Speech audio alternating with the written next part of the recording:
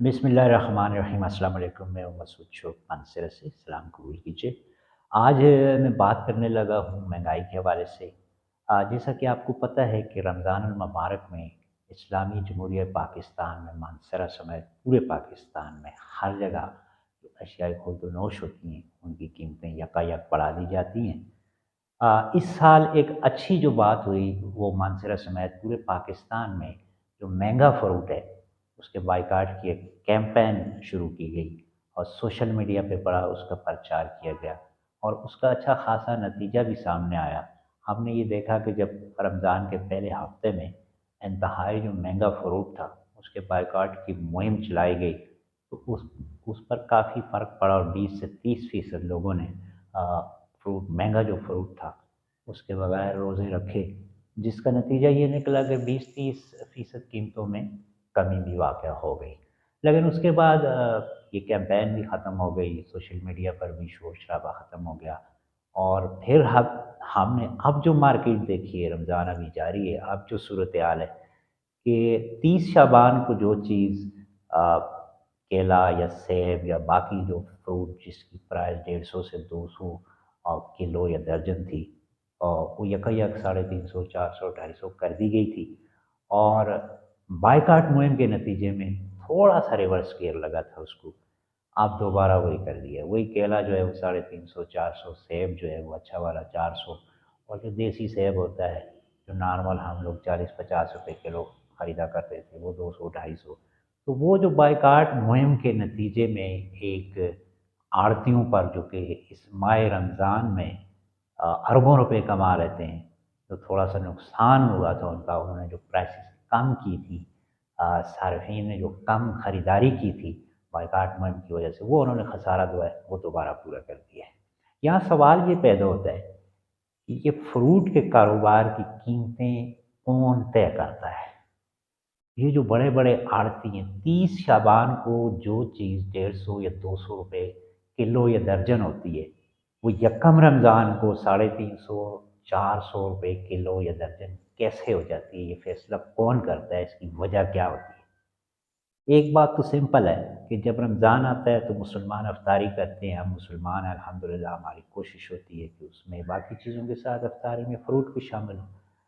तो उसका उसकी जो तलब होती है वो बढ़ती है और स्टॉक करके रखा होता है इन मफाद परस्तों ने, मुनाफाखोरों ने, आड़तियों ने, और वो यकायक जो है उसकी कीमत दुगना कर देते हैं।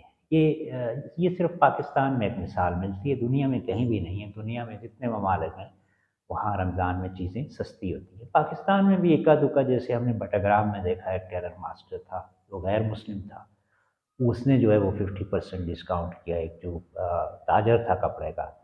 इसी तरह मानसरा में एक टेलर मास्टर ने अब कुछ अनाउंस किया। तो ये इन अच्छी चीज़ों के साथ-साथ जो इक्का-दुक्का है, मजमूई तौर पर हम ये देखते हैं कि रमज़ान मुबारक में तमाम चीज़ें महंगी की जाती हैं, ख़ास तौर पर सब्ज़ी और फ्रूट। कोई वजह नहीं होती, ये सब्ज़ी और फ्रूट की कोई कोई आलमी मंडी में इसकी कीमतों का कोई तयन नहीं होता।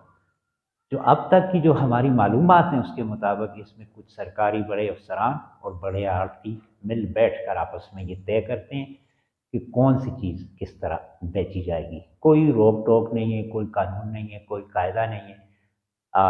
30 शबान को जो चीज़ 100 रुपए की है, यकम रमज़ान को वही चीज़ 250-300 रुपए की है। इस तरह चंद दिनों में, चंद हफ्तों में ये करोड़ों रुपए कमा लेते हैं, अरबों रुपए कमा लेते हैं। फिर हमने देखा है बहुत सारे लोग जो ज़ख़ीरा अंदोज़ी करके, जो नाजायज़ मुनाफ़ाखोरी करके और अपना जो वो हिस्सा जिसको देना कहते हैं, भत्ता देना देती हैं, वो दे के जो रेट हासिल करके पैसे कमाते हैं और उसके बाद जो है वो बड़े धड़ल्ले के साथ इफ्तार पार्टियाँ करते हैं या उम्रों पे चले जाते हैं।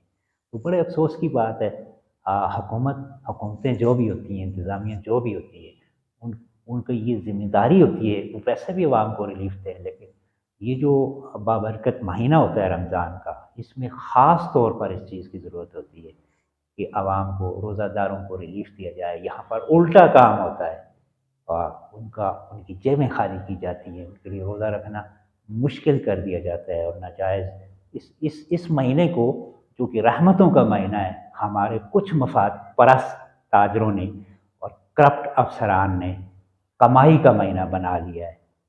एक پیدا گیری کا مہینہ بنا دیا، یہ بڑے افسوس کی بات ہے۔ اور یہ جو حکومتیں ہیں جو الیکشن کھیل رہی ہیں، یہ جو عوامی نمائندے ہوتے ہیں جن کو اپنی پارٹیوں کے ٹکٹوں کی پڑی ہوتی ہے، ذرا وہ اس بات پر بھی توجہ دیں۔ اور میں سمجھتا ہوں کہ بطور شہری ایک جو حکومت کی ذمہ داری ہوتی ہے، ہماری بھی ذمہ داری ہے، سماج کے جو ہم لوگ ہیں ہم خود بھی خیال رکھیں۔ یہ بڑا مقدس مہینہ ہے، ہم خود بھی کوشش کریں کہ کم از کم اگر اس مہینے میں اپنے جیسے، ہم خود صارف بھی ہوتے ہیں، اپنے جیسے لوگوں کو آپ کوئی ریلیف نہیں دے سکتے، قیمتیں کم نہیں کر سکتے، تو کم از کم وہی قیمتیں برقرار رکھیں۔ ایک مہینہ منافع نہ صحیح، 11 مہینے کماتے رہتے ہیں، اس مہینے ثواب کما لیں، خلق خدا کی دعائیں لے لیں، برکتیں سمیٹ لیں، اور ایسے لوگوں کو ڈسکریج کریں جو اس مہینے کو، اس بابرکت مہینے کو پیدا گیری کا، کمائی کا مہینہ بنا لیتے ہیں۔ مہنگائی کے حوالے سے اور بہت ساری چیزیں ہیں، سبزی فروٹ کا، جیسا کہ میں نے کہا کہ بائی کاٹ مہم ایک اچھی بات ہے، سوشل میڈیا ایک پاور ہے، ہم نے یہ دیکھا کراچی ہو یا مانسہرہ ہو یا ایبٹ آباد ہو یا اور کوئی شہر ہو، کچھ نہ کچھ فرق پڑا ہے۔ لوگوں نے 20-30% لوگوں نے بائی کاٹ کیا ہے، تو کچھ نہ کچھ فرق پڑا ہے۔ امید یہ ہے کہ باقی جو چیزیں ہیں، جو منافع خور ہوتے ہیں، جو موقع پرست ہوتے ہیں، جو ذخیرہ اندوز ہوتے ہیں، ان کے خلاف وقتاً فوقتاً کمپین شروع کی جائے گی۔ یہ سب کی ذمہ داری بنتی ہے، کیونکہ ہم نے یہ دیکھا ہے کہ جو ذمہ دار لوگ ہوتے ہیں، محکمے جو ہوتے ہیں، وہ اپنا حصہ لے کر سائڈ پہ ہو جاتے ہیں، یا اگر نہیں بھی ایسا کرتے تو خاموش ہو جاتے ہیں، رمضان میں اپنی ذمہ داری پوری نہیں کرتے، کام نہیں کرتے۔ سب کو پتہ ہے، کس کو نظر نہیں آتا آج کیا ایسی کیا بات ہوئی کہ 150 روپے والا کیلا جو ہے وہ 350 کا ہوگا، کون سی قیامت آ گئی؟ یہ باقی چیزوں کا بھی یہی حساب ہے۔ تو یہ صورتحال ہے، اس پر بات کرنی ضروری تھی۔ دو چیزیں آخر میں یہ کنکلوڈ کرتا ہوں۔ ایک تو یہ ہے، میں عوام سے، سوشل میڈیا صارفین سے یہ اپیل کرتا ہوں کہ ڈسکریج نہ ہوا کریں۔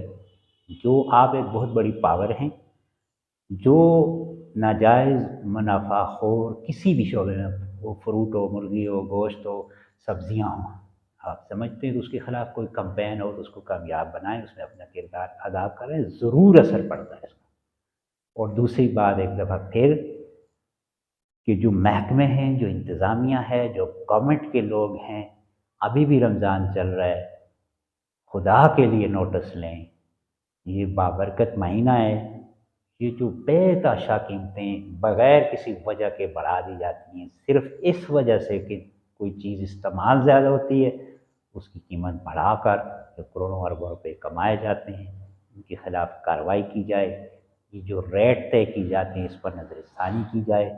اگر کوئی کرپٹ افسر ملی بھگت کے ساتھ یہ کام کر رہا ہے، تو باقی افسران کا، حکومت کا، جو کنٹرولنگ اتھارٹیز ہیں، ان کی یہ ذمہ داری اور ڈیوٹی بنتی ہے کہ اس کو چیک کریں۔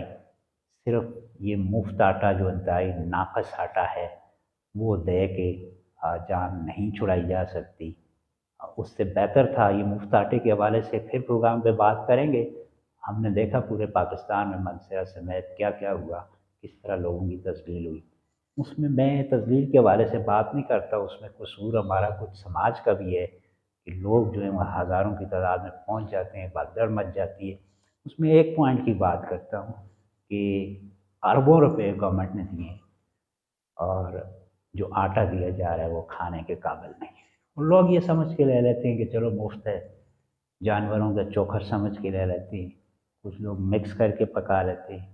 لیکن یہ ہم نے سروے کر کے دیکھا ہے کہ زیادہ تر 80% کے قریب جو ملیں جو آٹا تیار کر رہی ہیں، وہ کھانے کے قابل نہیں ہے۔ اور یہ بہت بڑا ایک کرپشن کا اسکینڈل ہے، کیونکہ جو گندم فراہم کی گئی ہے اس آٹے کے لیے، اس سے پہلے جو صوبائی حکومت، میں کسی پارٹی کی بات نہیں کرتا ہوں، وہ صوبائی حکومت ہو یا مرکزی حکومت ہو، جو بھی صوبہ ہو، سبسڈی کے نام پر پاکستان میں بہت بڑا فراڈ ہو رہا ہے۔